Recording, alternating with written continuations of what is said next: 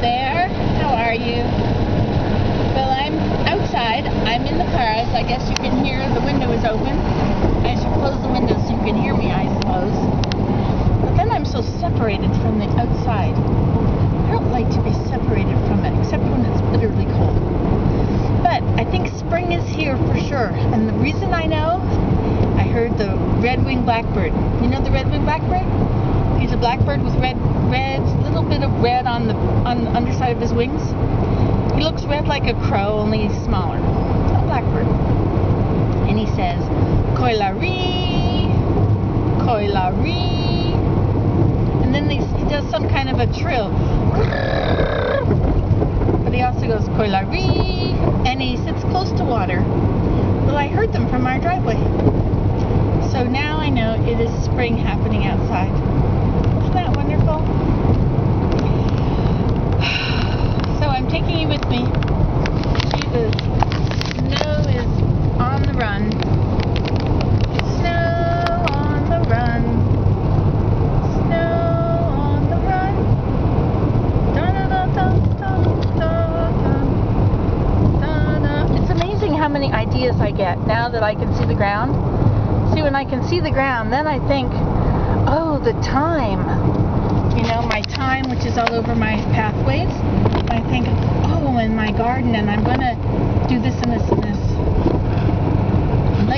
I'd like to build some raised beds. I'd like to get some black muck soil from the marsh and put it into garden beds to, make wooden beds. I don't know if I'll do it. That's really dreaming, isn't it? Dreaming big and expensive if I get somebody else to do it. If I do it myself, you can be sure I'm going to put my back out. I need to go to the chiropractor. Well, there's $40 right there. So I might as well see what it costs to get somebody else to do it. Could be a lot. A very lot. He went in there with a bulldozer and scooped up a big chunk of it and brought it up to the house and dumped it. I wonder what he would charge for that. You see, he'd have to come over with his bulldozer, which would cost several $100s, you could be sure, which is too much already. So I could order a truckload of soil. Last time I ordered a truckload of topsoil, I got rocks and clay. Not my idea of topsoil. Now, if I ordered a truckload of muck, black soil, it's really black. It's what the marshes are all made of. I guess it's peat. But it's not like peat moss. Peat moss is brown. This is black soil. Now, if I got a load of that delivered, would that also have, everything else in it? Tree roots and sticks and rocks and boulders. One person ordered a load of soil, and they got a boulder which weighed 1,000 pounds. A ton. Is that a ton? T-O-N-N-E. It's a metric ton, 1,000 pounds. Well, I don't really want to deal with that. I mean, rocks are nice. I like rocks. But I'm not sure. Little red squirrel. He was running across, but he didn't get as far as me, and he turned back. Squirrels, an interesting tip my father taught me. A squirrel will run to the closest tree. So if you're... I don't know how accurate this idea is. It seems to hold true. But if the trees are closer on one side of the road than the other side of the road, you can imagine that the squirrel is going to go that side of the road. And if that side is beyond you, if he has to cross in front of you, then prepare for it. Because he will. If that's what they do, which I'm not quite sure.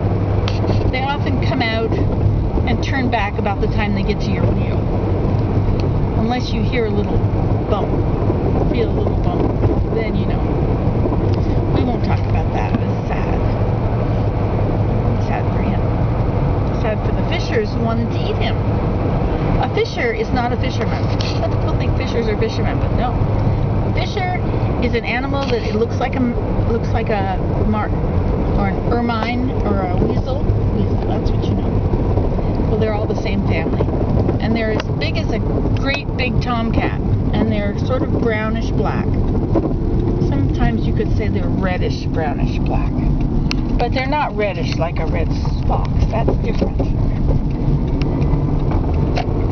Now, fishers jump up and bite the neck, and they'll slice the neck. So a fisher can kill a bear. All he has to do is just get close and jump up and bite the neck, and then the bear bleeds to death. So many animals, house pets, are gone missing because they get taken by a fisher at night. So you aren't supposed to let your animals out at night. I mean, nobody says you can't, but anyway. So the fishers eat little animals, so they'll eat squirrels. So that's why I said that the fishers would be sad if a car ran over a squirrel. Somebody else loves squirrels. Who was I talking to? One of you folks.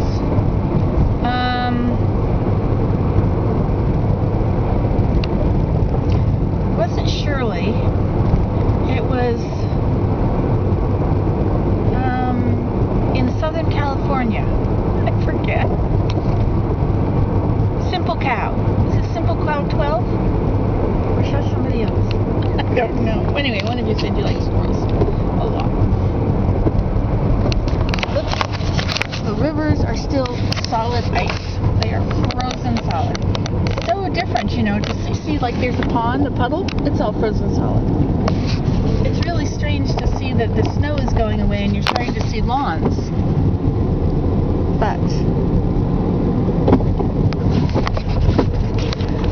these roads are so bad. They're just so bumpy now. I suppose that happens where you live too, right? Except you, Lori. It doesn't happen to you, I know. Look at this river. Well, that river is sort of open.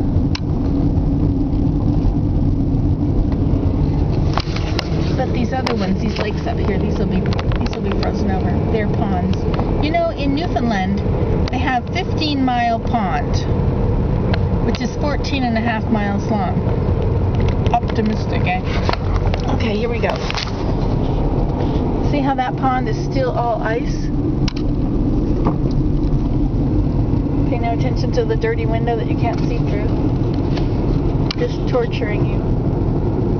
See, look at that. Frozen, but not solid, like you can't be sure anymore. All of the ice huts have to be off the lake by the 15th of March. It's the 16th now. Could be the 15th of March. It wouldn't be the 15th of April because then they'd all have sunk.